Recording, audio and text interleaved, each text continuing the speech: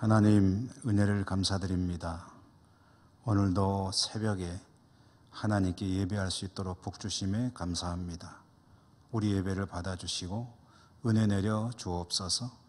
예수님 이름으로 감사하고 기도드립니다. 아멘. 25장 찬송입니다.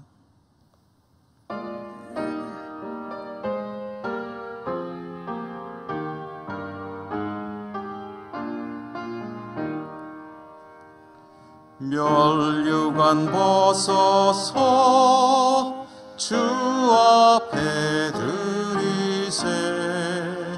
저 천사 기쁜 노래가 온 땅에 퍼지네.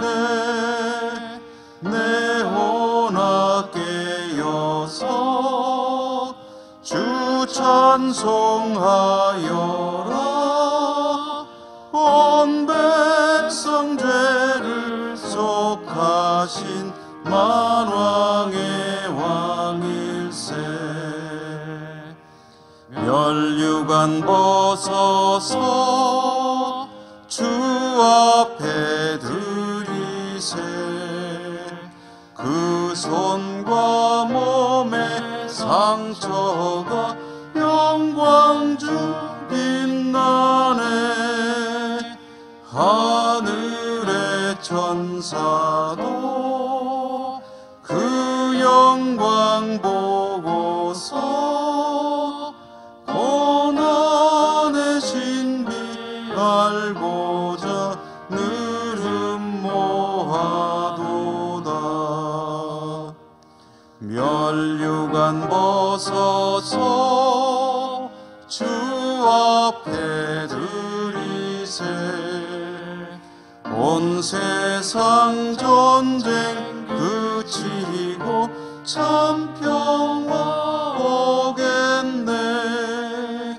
주 보좌 앞에서 온 백성 엎드려 그 한량없는 영광을 늘 찬송합니다.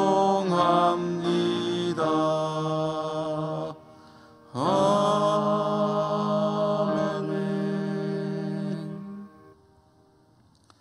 오늘 주시는 말씀 신약성경 마태복음 2장 1절에서 12절까지 한 절씩 교독으로 읽겠습니다. 영상으로 예배드리시는 우리 성도님들도 소리를 내어도 좋고 또 속으로 읽어도 되겠습니다. 2장 1절에서 12절까지를 교독하도록 하겠습니다. 헤로드 왕 때에 예수께서 유대 베들레헴에서 나심에 동방으로부터 박사들이 예루살렘에 이르러 말하되 유대인의 왕으로 나신 이가 어디 계시냐? 우리가 동방에서 그의 별을 보고 그에게 경배하러 왔노라 하니 헤롯 왕과 온 예루살렘이 듣고 소동한지라. 왕이 모든 대제사장과 백성의 서기관들을 모아 그리스도가 어디서 나겠느냐 물으니 이르되 유대 베들레헴이오니 이는 선지자로 이렇게 기록된 바. 또 유대 땅 베들레헴아 너는 유대 고을 중에서 가장 작지 아니하도다. 내게서 한 다스리는 자가 나와서 내 백성 이스라엘의 목자가 되리라 하였음이니이다. 이에 헤롯이 가만히 박사들을 불러 별이 나타난 때를 자세히 묻고 베들레헴으로 보내며 이르되 가서 아기에 대하여 자세히 알아보고 찾거든 내게 고하여 나도 가서 그에게 경배하게 하라. 박사들이 왕의 말을 듣고 갈새 동방에서 보던 그 별이 문득 앞서 인도하여 가다가 아기 있는 곳 위에 머물러 서 있는지라. 그들이 별을 보고 매우 크게 기뻐하더라. 집에 들어가 아기와 그의 어머니 마리아가 함께 있는 것을 보고 엎드려 아기께 경배하고 보배 합을 열어 황금과 유향과 몰약을 예물로 드리니라. 그들은 꿈에 헤롯에게로 돌아가지 말라 지시하심을 받아 다른 길로 고국에 돌아가니라. 아멘. 오늘 유대인의 왕이라는 제목으로 말씀을 전해드리겠습니다.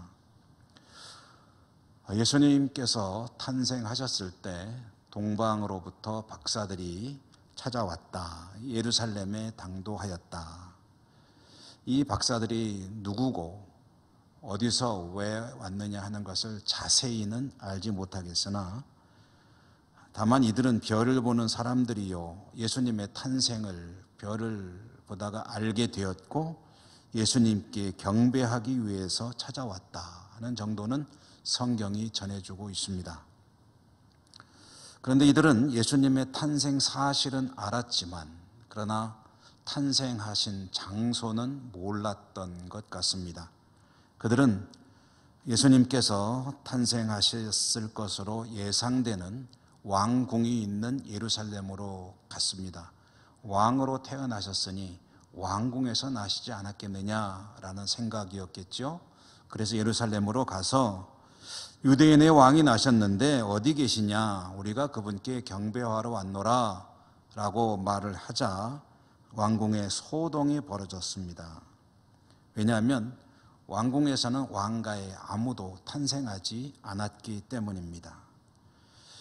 이 일은 사람들에 따라서는 별 이상한 사람들이구나 라고 생각하고 하나의 해프닝으로 그저 별일 아닌 것으로 넘어갈 수도 있는 일이었습니다만은 이 일을 헤롯은 그저 무심코 넘기지 않고 마음에 담아 두었습니다. 그냥 가벼이 넘길 수 없었다는 거죠. 왜냐하면 헤롯은 유독 왕권에 집착이 강해도 엄청나게 강한 사람이었습니다. 왕의 자리를 지키기 위해서라면 아내도 죽이고 아내가 낳은 아들까지도 죽이는 인물이 바로 이 헤롯이었습니다. 헤롯은 동방에서 찾아온 박사들의 말을 허투루 듣지 않았습니다. 조용히 이 분야에 이 일에 대해서 조언을 해줄 수 있을 것 같은 사람들을 불렀습니다. 대제사장과 서기관들이죠. 헤롯이 생각하기에 이것은 메시아가 태어났다는 그런 소식인 것 같았습니다. 그러므로 헤롯은 대제사장과 서기관들에게 메시아가 태어날 곳이 어디냐라고 물었습니다. 대제사장과 서기관들은 구약 성경을 인용해서 메시아가 태어나기로 되어 있는 곳은 베들레헴입니다 라고 대답을 했죠.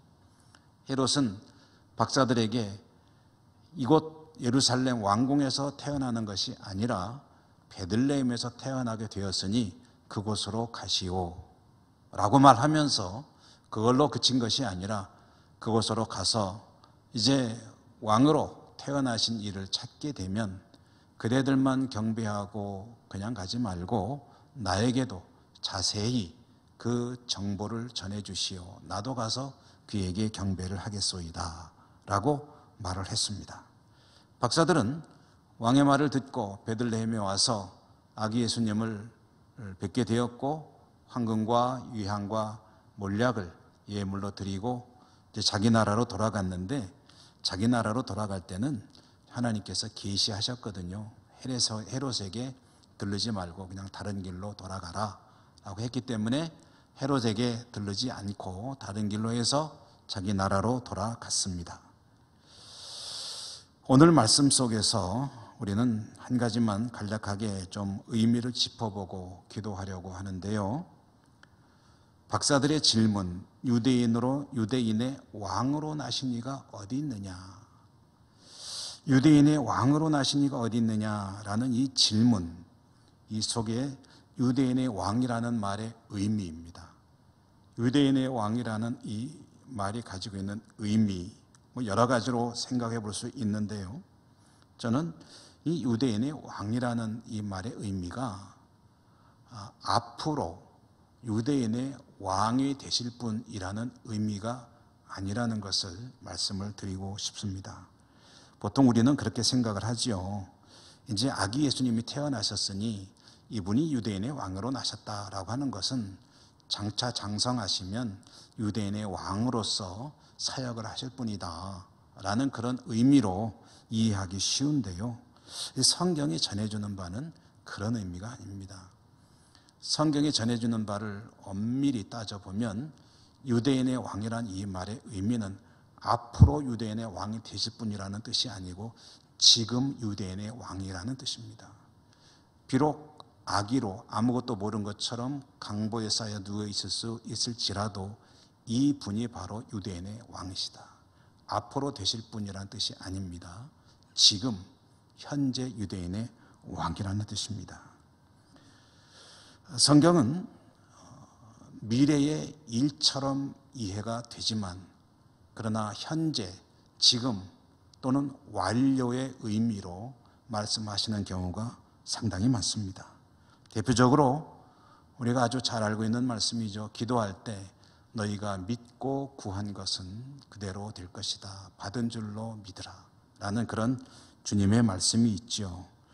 이 말씀을 여러분 어떻게 이해하십니까? 믿음으로 구했으니 앞으로 그대로 될 줄로 믿으라 라는 말씀일까요? 그렇지 않습니다. 이 말씀은 믿고 구했으면 이미 그대로 되었다라는 완료의 의미를 가지는 말씀입니다. 믿고 구했으면 이미 그대로 되었다.